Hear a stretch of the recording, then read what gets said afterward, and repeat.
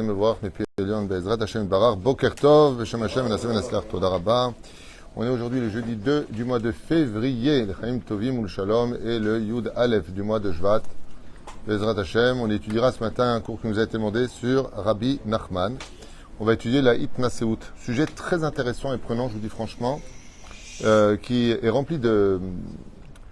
Comme je dis souvent, les études de Rabbi Nachman sont chaque enseignement un titre à développer, parce que c'est extrêmement généralisé. C'est-à-dire, on va dire en quelques phrases des choses qui sont très profondes et que l'on peut retrouver un tant soit peu partout dans la Torah.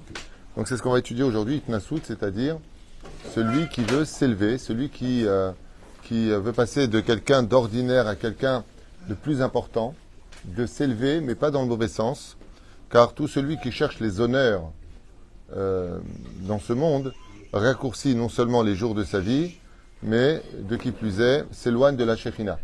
Quand Dieu veut t'honorer, c'est ça qu'on appelle la Hitnaseut, Anechona, c'est-à-dire les vrais honneurs qui se sont dus. Par exemple, un homme n'a pas le droit de dire qu'il fait de la tzedaka, mais si Minashamaim, quelqu'un dévoile qu'il a fait de la tzedaka, quelque part c'est Me'et Hashem, même s'il lui a volé un peu le droit de cacher ses mitzvot, malgré tout, yesh mashu shemegale, comme par exemple tous nos tzadikim, comme le Baal Shem Tov et bien d'autres, ont été dévoilés par l'histoire et ne se sont pas dévoilés. Vous avez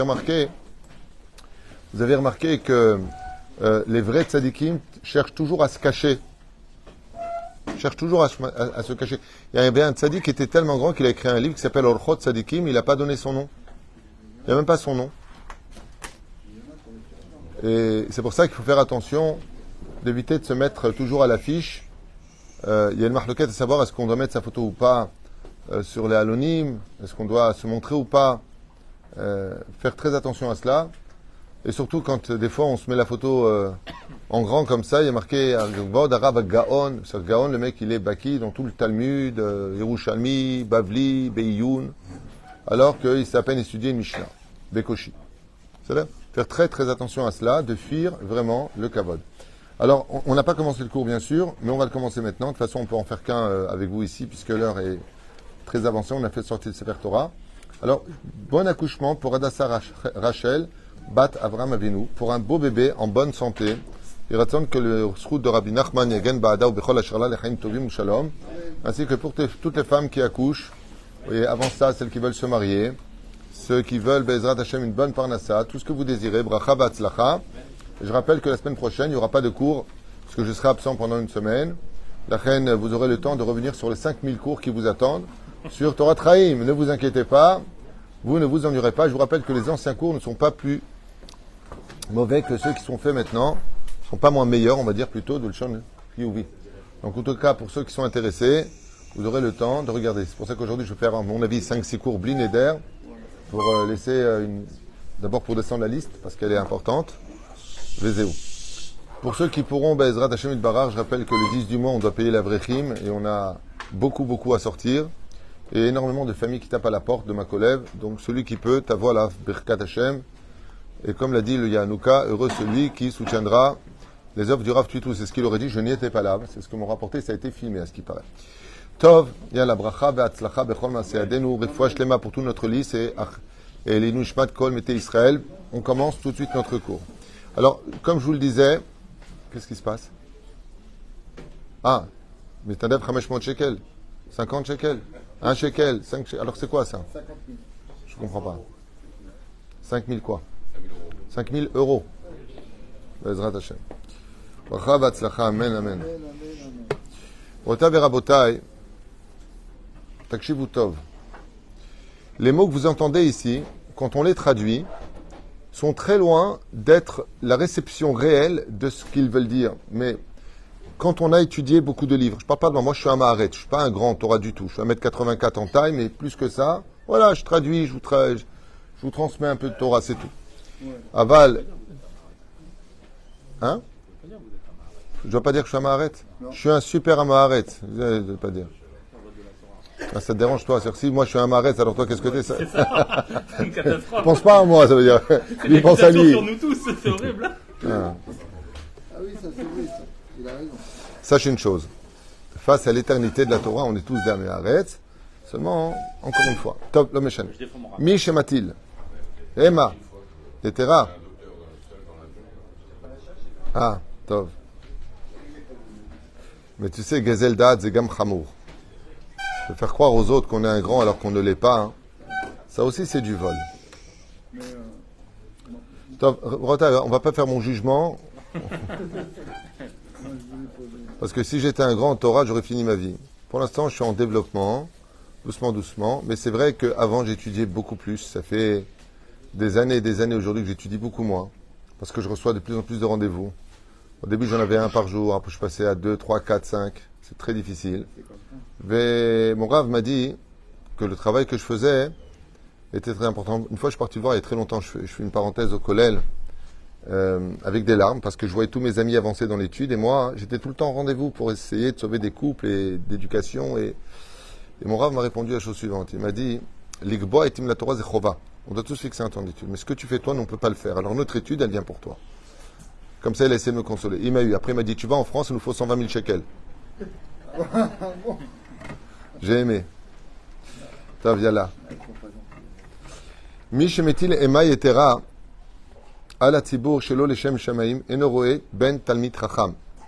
Rabbeinu, Rabbi Nachman ben Fega, Zecher Tzadik Vekadosh Ivracha, il nous dit, fais attention, celui qui impose de la crainte chez les autres. Vous savez, malheureusement, il y a beaucoup de gourous et de faux rabbanim qui jouent beaucoup avec le côté malédiction. Fais attention si tu n'aides pas, fais attention si tu parles de moi, fais attention, il va t'arriver malheur. Ils ont beaucoup joué avec ça. Et c'est de ça dont parle Rabbi Nachman. Hametil Emma, celui qui impose de la crainte, de la peur dans le cœur des autres, Shelo Leshem Shamaim, qui n'est pas en l'honneur de Dieu, sa punition sera pire que toute. Il n'aura pas un enfant dans la Torah. Ses enfants sortiront du chemin de la Torah. À Emet, c'est pas marqué comme ça. Il y a marqué En lo ben talmid chacham. Il n'aura pas d'enfant, peut-être qu'il sera pratiquant, mais en tout cas, il ne sera pas talmid chacham. Du ciel, la punition de l'ange empêchera cette possibilité d'avoir un enfant qui soit talmid chacham. Vous comprenez l'importance d'avoir un fils qui est talmid chacham dans ce cas-là. Vous savez ce que c'est un fils qui est talmid chacham? Même si son père mérite de descendre pour l'éternité au Gehinam, son fils le monte tout de suite. Ad kedekar. Avoir un fils talmid chacham, c'est la plus grande richesse de ce monde. Il n'y a que les morts qui le savent. Dès qu'il part de ce monde, c'est à ce moment-là que tout apparaît. Bet, amatri bedvar mitzvah ve'eno gomra. Alors ça, par contre, je ne sais pas ce qu'il va dire ici, mais c'est que je viens de le voir. J'ai dit ça en même temps, je regarde. Dans Orchot Tzadikim, justement, ce livre extraordinaire avec lequel j'ai fait une grande teshuva. C'est-à-dire, j'ai eu des livres de chevet quand j'ai commencé à faire teshuva, comme Mesilat Yesharim, Orchot Tzadikim, Sefer HaYashar, Kava Yashar. Ce sont des livres que j'ai étudiés et réétudiés. Et là-bas, il dit que celui qui commence et qui la finit pas, il peut raccourcir carrément les jours de sa vie. Alors, par contre, Rabbi Nachman, il nous dit, celui qui commence une mitzvah, d'ailleurs, vous connaissez le pitgam. Le pitgam, c'est-à-dire le proverbe qui dit, Amatril mikva ombrimlo. Vous connaissez ou pas? Amatril mitzvah, celui qui commence une mitzvah, on lui dit, gmor, finis-la.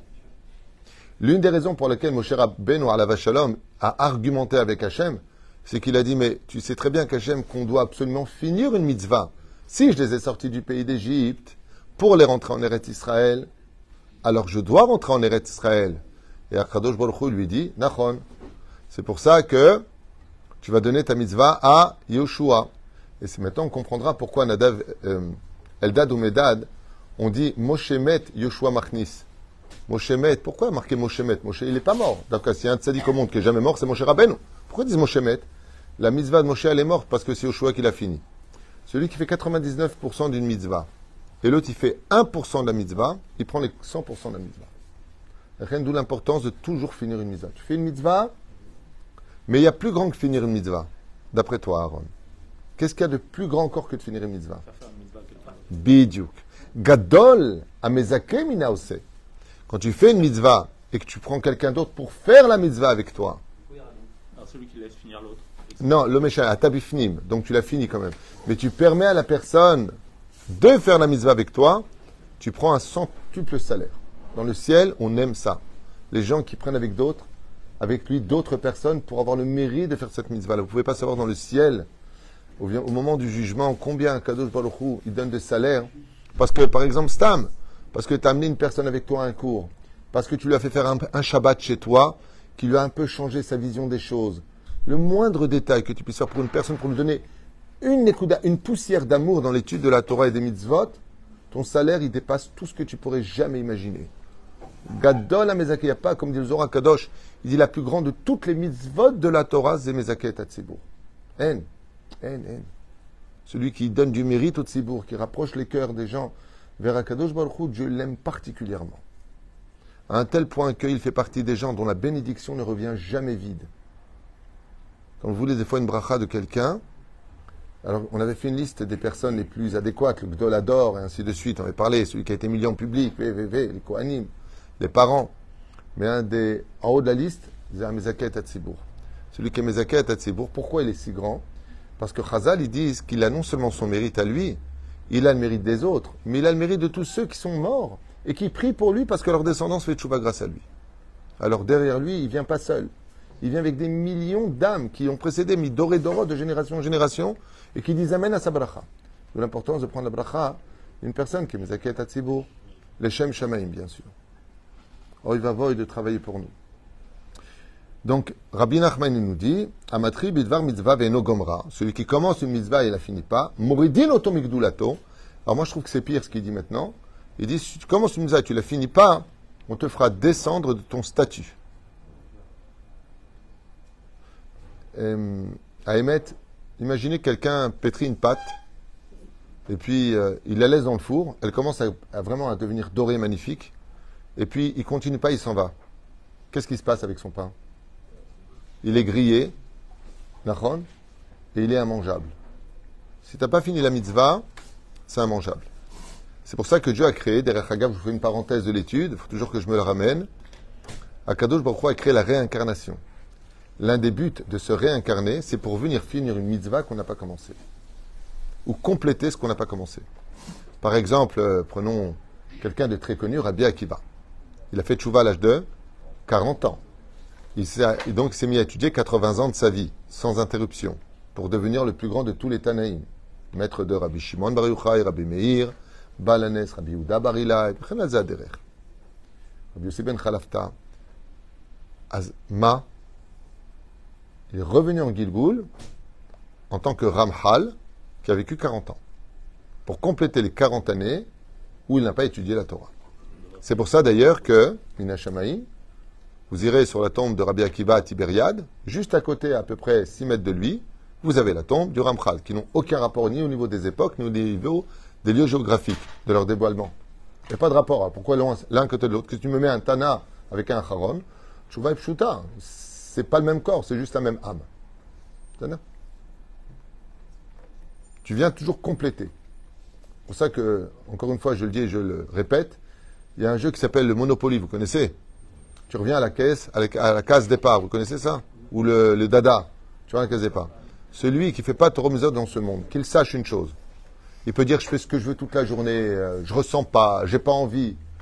Que ce soit pour une femme dans sa pudeur, que ce soit pour une femme dans ses mitzvot, que ce soit pour un homme dans ses mitzvot.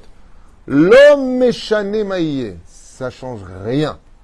À partir du moment que Vérotai Vérabotai, où tu fais pas Torah Mitzvot, tu retourneras automatiquement à la caisse départ.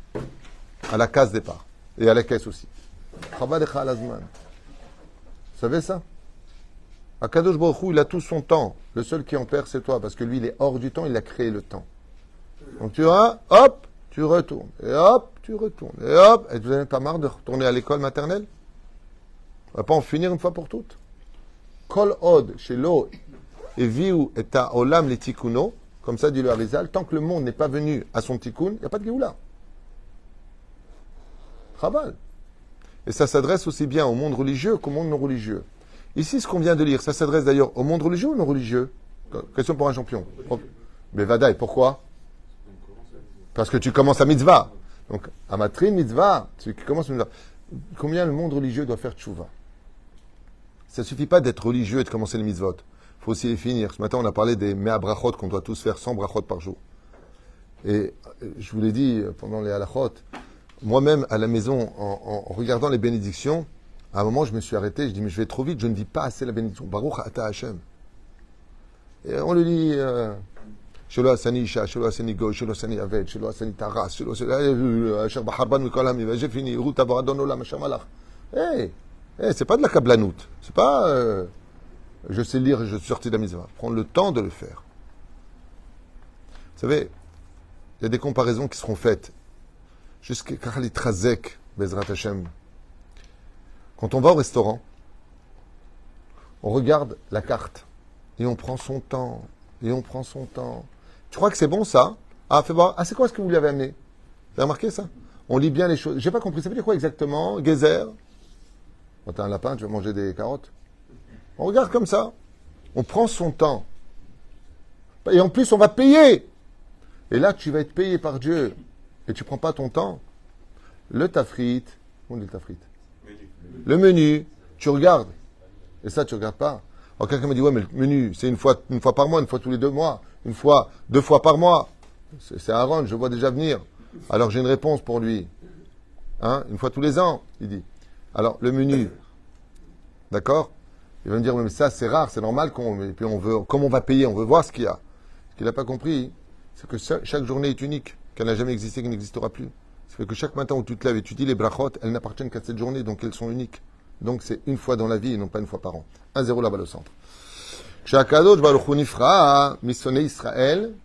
Quand un Kadosh Baruch Hu vient maintenant s'occuper, nifra ça veut dire il vient s'occuper de ceux qui haïssent le peuple d'Israël.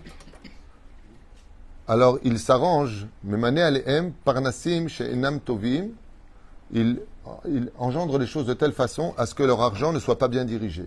Les anges qui vont s'occuper de lui dans le ciel, dit Rabbi Nachman, vont être des gens qui vont lui faire de graves erreurs financières.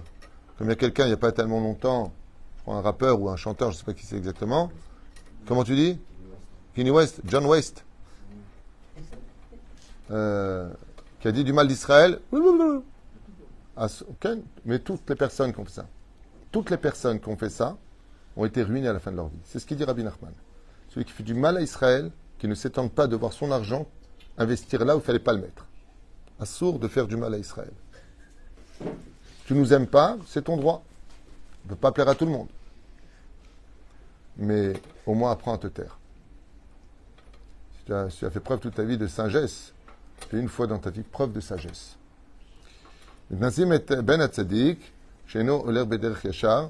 Qu'est-ce qu'on fait alors? Écoutez cet enseignement très bizarre.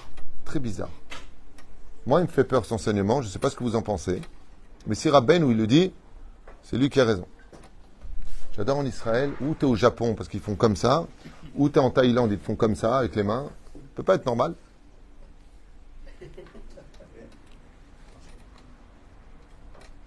Je vous lis ce que dit Rabben. Le fils d'un tzaddik qui ne va pas vraiment sur le pas de son père doit être nommé à la place de son père le jour de sa mort. Hein? Pourquoi tu fais ça? Je répète, vous avez un grand rave. Vous avez son fils. Bon, il est sur les chemins de son père, mais loin de son père. C'est lui qu'il faut mettre à la tête. Lama. Omer Rabbi Nachman, Kedei sheyeler bederech yashar. Car les responsabilités qu'il va avoir, c'est marrant, maintenant que je dis ça, ça me rend incroyable. Il y a 1 an de cela, à Ashkelon, c'est incroyable de lire ça et de me rendre compte comment, en fin de compte, la vie est une école. Parce que j'ai quelqu'un qui est devenu rave, donc à Ashkelon, un Israélien, et je lui dis, je suis content pour toi, parce que je connaissais de Nitivot il y a très longtemps, et je lui dis, je suis content pour toi que tu sois resté dans la Torah et les mitzvot, parce que lui, il se barrait complètement de côté, hein. C'est boîte de nuit, voilà quoi, les voyager, les filles, voilà, c'était un peu le kivoun qu'il voulait prendre, il n'est pas du tout religieux. Son père était rave. Et son père, quand il est parti, il lui a laissé sa synagogue, ouais, et il me dit comme ça, il me dit, ah mais moi personnellement, je ne me lèverais pas une fois à la prière si j'étais pas rave. C'est mes obligations qui me mènent à me lever et à aller prier. Et bien, en fin de compte, c'est ce qu'il dit. Je me suis dit, bon, au moins, Torkede Shelo Lishma Balishma. Au début, c'est pas les Shem Shamim, mais c'est le Fenira. Mais Nassim et Ben Tzadik, chez Eno, Oler Bederech Yachar, Kede Sheiler Bederech Yachar. En fin de compte, oui, c'est un peu ça. Le fait de donner des responsabilités. Et tu le vois aussi avec les enfants. Quand tu dis à un enfant, tu viens à la synagogue, j'ai pas envie d'y aller, tu dis, ouais, mais le Rav, il compte sur toi pour les télim. Ah, je viens. De l'importance de toujours donner des petits rôles aux enfants pour que quand ils viennent, ils se sentent aussi utiles.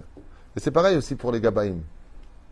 Pareil pour les Gabaïm. Des fois, tu as des gens, ils ont du mal à venir, ils sont un peu fainéants. Mais j'ai besoin de toi. Pourquoi? C'est toi que tu assois les gens, c'est toi que tu leur donnes des rôles. Dès qu'on a un rôle à jouer dans la vie, on a un but. Et quand on a un but, on y arrive plus facilement. Bezrat Hashem. C'est pour ça que moi, je mange beaucoup avec ma femme, je lui donne un but. Celui qui veut avoir beaucoup d'honneur dans la vie, celui qui veut être respecté du ciel et des hommes, celui qui veut avoir le regard qui tue celui qui est orgueilleux, celui qui veut réussir, Ayede Tzedaka mitnase. Celui qui donne de la tzedaka montre qu'il a de la vraie mouna, montre qu'il a vraiment de l'amour pour Dieu. Bien sûr, il ne le donne pas, ou il faut pas, il faut donner là où on sait Behemet qui a l'homme des Torah, Behemet qui est Ratchamaim. Tidou lachem, Omer Rabbi Nachman, celui qui donne de la tzedaka mitnase. Akadosh Baruch Hu le mettra en haut des autres. En haut des autres.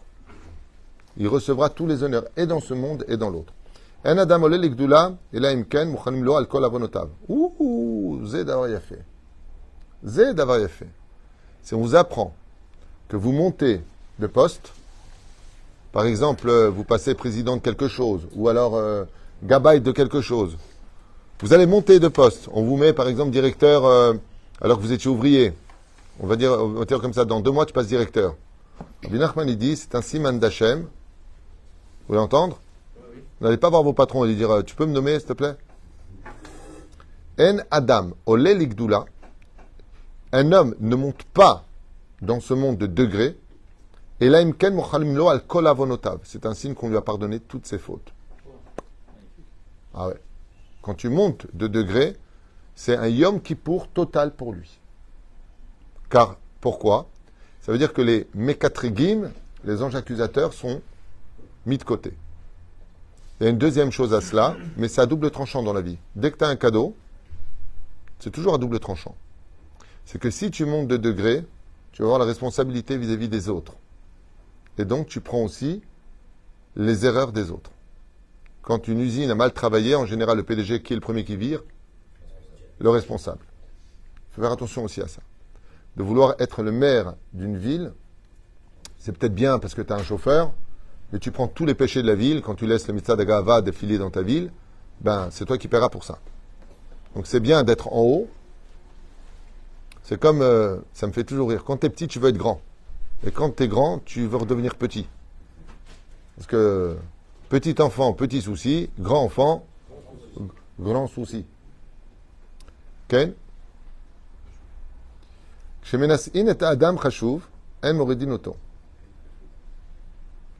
Quand il fait très attention, quand tu donnes le poste élevé à quelqu'un, de ne pas le redescendre de ce poste. On a vu qu'une personne qui était en haut et qui descend, pour lui, vous savez que c'est comme une mort d'avoir été quelqu'un de grand.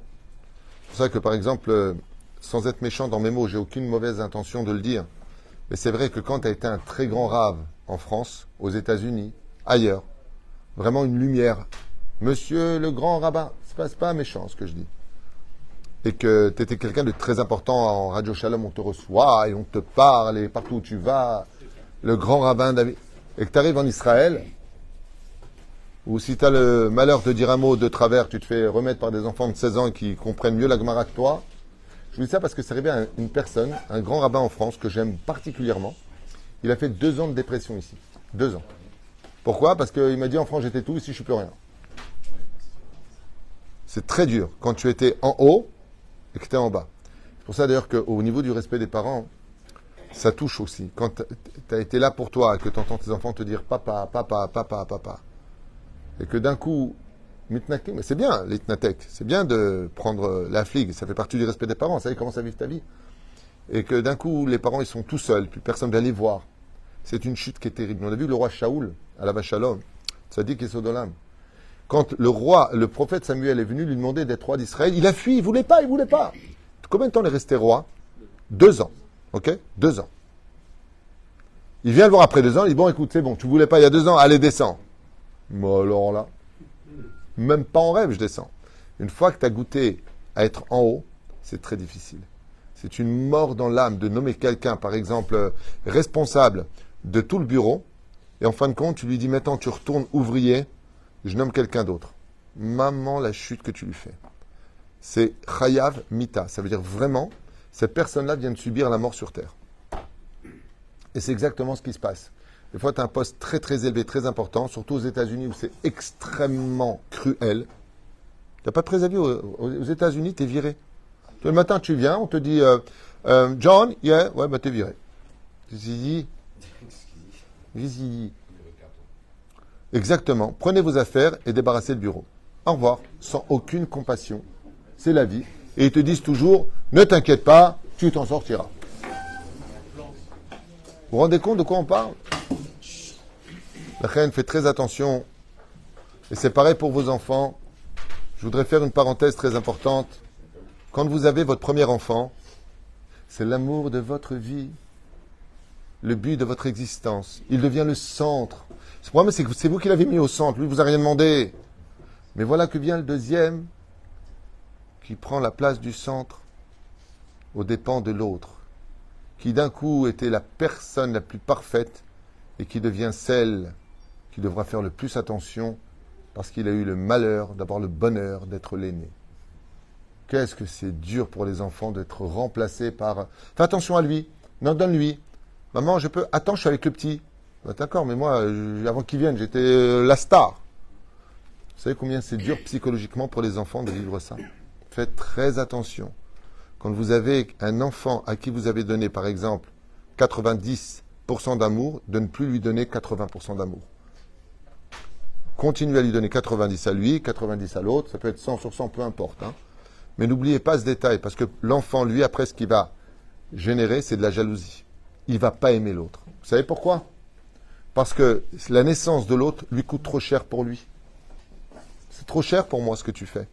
Ok, je voulais un petit frère, mais pas qu'il me remplace. Je voulais un petit frère pour moi. Donc moi, je reste à ma place, et à la limite, lui à côté. Mais moi, je suis viré, et maintenant, celui qui prend ma place. Et on le voit très souvent dans les familles. Vient le deuxième, il est adoré. Vient le troisième, le deuxième et le premier sont mis de côté. C'est le troisième qui prend la place du centre. Et faites très attention, ce sont de graves erreurs d'éducation. D'un coup, celui qui était l'amour, le bien, ça devient l'enfant qui a le plus de défauts. On l'engueule pour un oui ou pour un non. On lui trouve jamais plus d'excuses. Alors que c'est lui qui a le droit de plus de faire des excuses parce qu'il est complètement déstabilisé du fait d'avoir été déplacé du centre pour lequel il était notre intérêt personnel. C'est une très grave erreur psychologique, pédagogique vis-à-vis des enfants. Et sachez que ça leur fait un mal qui n'est pas moins grand que de ruiner une personne. Sachez-le. Psychologiquement, tu ruines une personne, elle est foutue. Un enfant qui se sent d'un coup être le second alors qu'il était en haut, c'est une horreur pour l'enfant à vivre. D'où l'importance de toujours... Tu avais l'habitude de prendre dans les bras. Par exemple, tu rentres. Où est mon gosse? Où est mon amour? Tu rentres le soir et tu entends souvent dans la maison. Ça va le petit loup, mon bébé? Et tu as le gosse à côté. Ça va toi? Ça a été l'école? Oh, pendant des années, tu le serrais dans les bras, ça va mon amour. Et maintenant, ça va toi? Va prendre ta douche, j'arrive. Ma putain, pourquoi tu fais ça? Tu l'as habitué à ces bras-là, prends-le. Montre-lui la même chose. Et après, tu vas à l'autre. Faites très attention à ça. Ça fait des pathologies plus tard.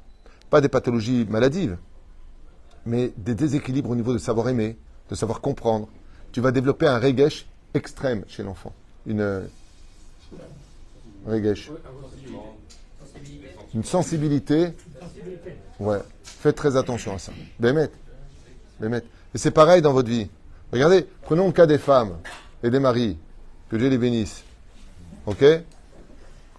Avant le mariage, la femme est le centre de sa vie. Hein? C'est mon amour, ma vie, mon lendemain, mon avenir, mon idéal. Après le mariage, la mère devient plus importante, le père devient plus important, le travail devient plus... Les copains deviennent plus importants, les PlayStation, le football. Elle dit, je comprends pas. Je suis arrivé sous la choupa, j'étais la première personne de ta vie. Et maintenant, je suis la dernière. Vous savez ce que c'est dur? C'est quand une kala vient pour se marier, et c'est pareil pour l'homme, hein, quand la femme elle est là, ta mère, résultat des courses, tu le mets en haut. Alors n'oubliez jamais ce détail. Quand tu veux faire quelque chose, comme dit Rabbi Nachman ici, tu veux placer quelqu'un en haut, laisse-le en haut. Ne le faire descendre, c'est une chute qui est mortelle pour lui. Psychologiquement, ça fait mal. Pour ça, je dis souvent, ce qu'a enseigné une fois d'ailleurs ma chère épouse, que Dieu la bénisse, un jour elle a dit, j'ai trouvé ça incroyable de voir quand tu rouvres l'album du mariage. Ouais. Et tu te rappelles, tu vois ta tronche comme ça en train de l'attendre, comme un pigeon, alors qu'elle avance dans sa robe blanche comme une colombe. Ouais. Tu es là en train de l'attendre et elle te met le doigt comme ça en train de te dire Radbalek. Ouais. Et toi tu prends la bague et tu lui mets comme ça sur le doigt, hein, avec des yeux d'amour en lui disant tu pourras toute ta vie compter sur moi. Et elle te fait confiance. Vous savez ce que fait une femme? Quand on lui met la bague, qu'est-ce qu'elle fait? Elle plie le doigt, veut dire, pour pas qu'elle tombe, mais aussi un symbole de viens vers moi maintenant. Moi, je vais me donner à toi, je vais te donner des enfants, je vais être là pour toi. Ne me mets pas comme étant une roue de secours maintenant dans ta vie. Et tout le monde fait la même erreur. Hein. Tout le monde. Elle espérait être la roue du carrosse, parce qu'une femme, tu lui donnes de l'amour, tu lui donnes de la considération, tu lui donnes ce qu'elle a besoin, tu n'as pas besoin de lui demander, elle fait tout pour toi. Une femme a une force incroyable. Mais si tout ce qu'elle fait, tu vois pas ce qu'elle fait, tu vois pas qui tu es, tu vois pas ce que tu es, là, elle devient masculine. Et c'est dommage. Comme je dis souvent, même s'il y en a qui sont peut-être pas d'accord avec ce que je veux dire, dans la vie, fais ce que tu dois faire, sans attendre quoi que ce soit de retour, parce que le plus bel argument de la vie, c'est de dire à l'autre, est-ce que tu as quelque chose à me reprocher? Chetidou lachem. Akadosh Baruch Hu pourrait nous couper les vivres, l'air qu'on respire. Mais lui, il fait battre notre cœur, il nous envoie la parnassa, il est là pour nous, il nous donne un pays. Regardez ce qu'on en fait, malheureusement, pas tout le temps du bien. Vous savez pourquoi? Parce que le jour où on partira de ce monde, je t'ai donné de quoi voir, de quoi entendre, je t'ai donné. Toi, qu'est-ce que tu as fait avec? Rabotai verabotai. Qu'on prenne exemple sur Dieu, de ne pas aller selon le mérite de l'un et de l'autre. Ouais, mais tu m'as pas donné, tu n'auras pas.